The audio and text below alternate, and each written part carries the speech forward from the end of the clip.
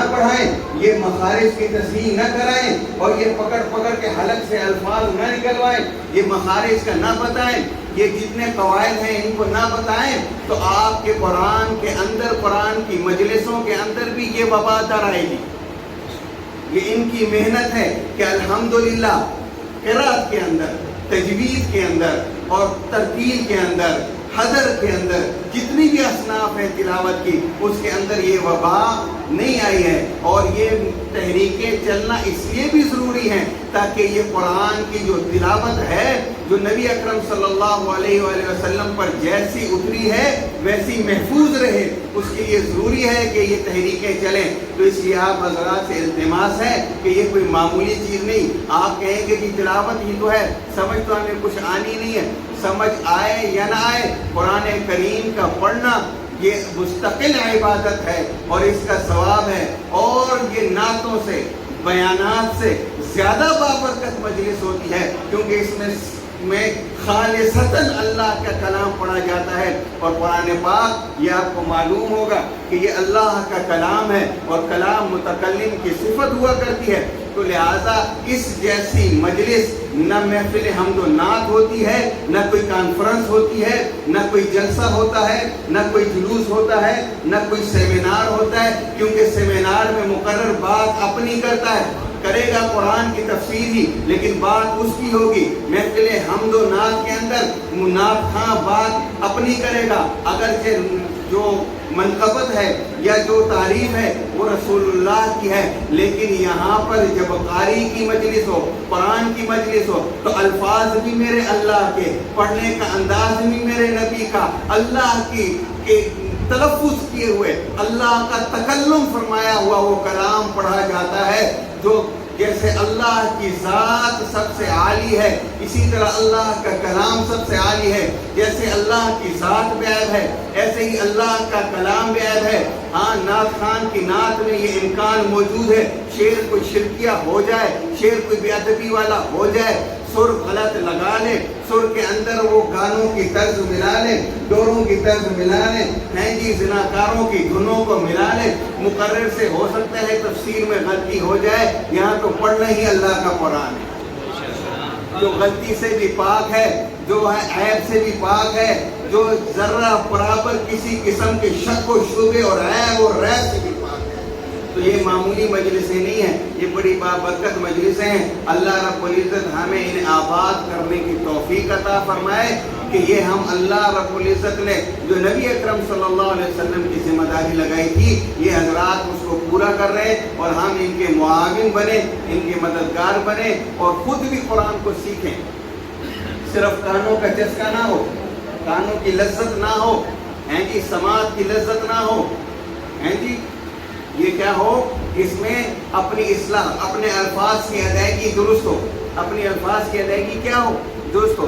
ہمارے پاس ناظرے کے بچے آتے ہیں، ان کو جب قاعدے میں جب وقت لگتا ہے تو ان کے والدین آتے ہیں، کہتے ہیں کہ بہت وقت لگ گیا، بہت وقت لگ گیا جی، ابھی جی 3واں پارہ نہیں مکیا، ابھی نورانی قاعدہ نہیں مکیا۔ تو میں انہیں کہتا ہوں کسی عربی قاری کی میں تلاوت لگا دیتا ہوں، سدیس کی لگا دی، شریم کی لگا دی، موئکلی کی لگا دی، کسی کی بھی لگا دی۔ میں کہتا ہوں اگر آپ کا بچہ اس طرح پڑھتا ہے تو ٹھیک ہے، اگر اس طرح نہیں پڑھتا تو اس کو نورانی قاعدہ پڑھنے دو، اس کو کیا کرو، نورانی قاعدہ پڑھنے دو۔ اگر آپ کی بھی تلاوت ایسی ہو جائے، میں آواز کی بات نہیں کر رہا، کسی کو اللہ نے بڑے پھیپڑے دیے ہیں، مشین جتنے ہیں جی، وہ 2 منٹ کا سانس لے لیتا ہے، کسی کو اللہ نے میرے جیسا چڑی جتنا پھٹے پڑا دیا ہے جو ایک سطر بھی نہیں پڑھ سکتا۔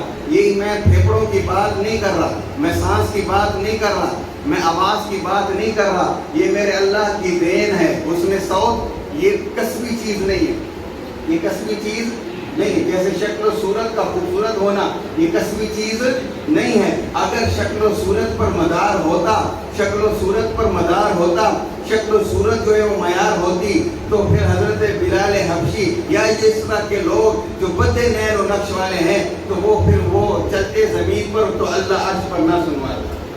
تو شکل و صورت یہ میٹر نہیں کرتی، شکل و صورت معیار نہیں ہے، شکل و صورت جو ہے یہ جو ہے کوئی سانچہ نہیں ہے، نہ ہی یہ کوئی معیار ہے۔ تو اسی طرح آواز جو ہے یہ بھی کسی کی کسبی چیز نہیں ہے کہ اللہ کسی کو اچھی آواز دے دے، کسی کو بھاری دے دے، لیکن جو الفاظ کی ادائیگی ہے، جو الفاظ کو پڑھنا ہے. اور یہ بھی بات یاد رکھیں، آپ کو ان حضرات سے آپ نے بار بار سنا ہوگا، ہاں ماشاءاللہ دیکھیں آ رہی ہیں، ایمان پختہ ہو رہا ہے الحمدللہ، ہیں جی دیکھیں کیا ہو رہی ہیں، آ رہی ہیں، ایمان میں حلاوت پیدا ہوگی انشاءاللہ. تو جیسے یہ قرآن حضرات آپ کو بتاتے ہیں کہ جی لحن جلی ہے، لحن خفی ہے، ہیں جی، اور یہ بڑا قرآن کریم کی تلاوت یہ کوئی معمولی کام نہیں ہے، ہیں جی. یہ جو ہے اس کو تو پڑھنا بھی، ہاتھ بھی لگانا ہے تو وضو کر کے لگانا ہے، اس کو تو ہاتھ بھی لگانا ہے تو کیا کرنا ہے، وضو کر کے لگانا ہے. اور اگر غلط پڑھ لیا مانا کچھ کا کچھ ہو جائے گا، اور ثواب کے بجائے کیا ہو جائے گا.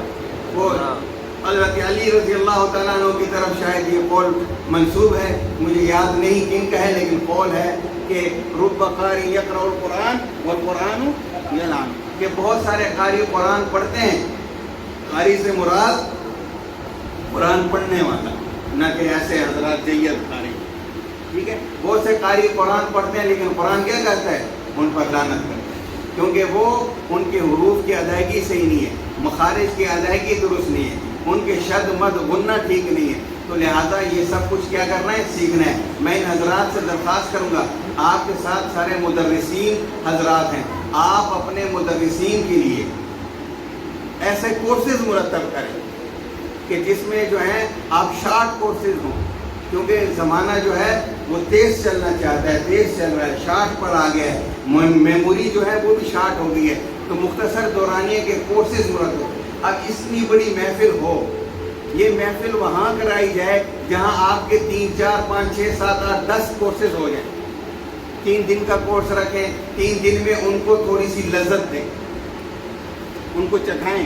جیسے تبلیغ والے کہتے ہیں نا جی، اگر 3 دن لگا لیں، پھر آپ کا دل کرے گا تو لگا لینا، اور نہیں کرے گا تو نہ لگانا. 3 دن میں وہ ایسی محنت کرتے ہیں، ایسی خدمت کرتے ہیں کہ 4 مہینے اور پھر آگے سے سال کے لیے وصول کر لیں. تو آپ بھی اس طرز پر 3 دن کا ایک کورس مرتب کریں. ہم بڑے بڑے قراء حضرات ہیں، پتہ نہیں وہ میں ناموں کے ساتھ جب القاب دیکھتا ہوں تو میری ٹوپی گر جاتی ہے. وہ فخر القراء، زینت القراء، پتہ نہیں فمن القراء لن تنالوا البر، پتہ نہیں کیا کچھ ہوتا ہے. تو آپ پڑھے لکھے لوگ ہیں، بڑے لوگ ہیں، قاری حضرات ہیں، تو آپ کورسز مرتب کریں، شارٹ کورسز 3 دن کا، یعنی بوڑھوں کے لیے، نوجوانوں کے لیے، اسکول کالج یونیورسٹی کے بچوں بچیوں کے لیے کورسز مرتب کریں. ان کو قرآن پڑھنے کا چسکا لگائیں، راتوں کو اٹھ کر اللہ سے رو کر مانگے، روئیں کہ اللہ میں تیرا قرآن پڑھانا چاہتا ہوں، اللہ تیرا کلام تیرے لوگوں کو سکھانا چاہتا ہوں، اللہ میرے ذہن کے اندر اس کورس سے متعلق ان بچوں کے ذہن میں قرآن کو ڈالنے کے متعلق بات ڈال دے، میرے اوپر اپنے قرآن کی تلاوت کھول دے، قرآن کی تعلیم کھول دے. 3 دن کا ان کو ذائقہ چکھائیں. ایسا ذائقہ ہے وہ کہ جی ہاں اگلا کورس آپ کا کہاں ہے، فلاں جگہ ہے، کتنے دن کا ہے، 10 دن کا ہے. اگلا کورس کتنے دن کا ہے، 1 مہینے کا ہے. اگلا کورس کتنے دن کا ہے، 40 دن کا ہے. اگلا کورس کتنے دن کا ہے، لے جائیں اس کو 2 سال. شروع میں کیا کریں، ہاں چسکا لگائیں، تلاوت. اللہ کی کتاب میں بڑی حلاوت ہے، اللہ کی کتاب میں بڑی مٹھاس ہے. یہ ممکن ہی نہیں ہے جتنا میرے جیسا کوئی بدبخت سخت دل اور چٹان صفت انسان ہو، لیکن اللہ کا قرآن اس کے سامنے پڑھا جائے، اس کے دل پر اثر نہ ہو. پھر 2 ہی باتیں ہیں، یا تو سننے والا بدبخت ہے یا سنانے والے کی نیت ٹھیک نہیں ہے.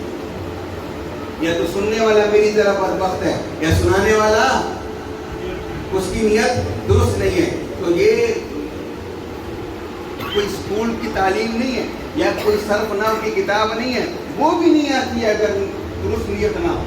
صرف نحو کی کتاب بھی نہیں آتی اگر نیت درست نہ ہو. ٹھیک ہے، تو قرآن اللہ کا کیسے آ جائے گا اگر نیت درست نہ ہو. تو بہرحال یہ کچھ باتیں میں نے آپ حضرات کے سامنے عرض کی ہیں ٹوٹی ٹوٹی، کیونکہ میرا آگے سفر ہے اور سفر سے ایک میں ہی ہوں مسلسل.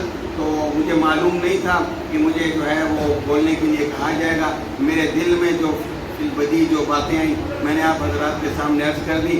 اور دیہاتی آدمی ہوں، اس میں آپ کی جو ہے وہ بے اکرامی ہو گئی ہو، قرآن حضرات کی بھی بے اکرامی ہو گئی ہو، تو میں معذرت خواہ ہوں. اللہ رب العزت ہمیں عمل کی توفیق عطا فرمائے. وآخر دعوانا الحمدللہ.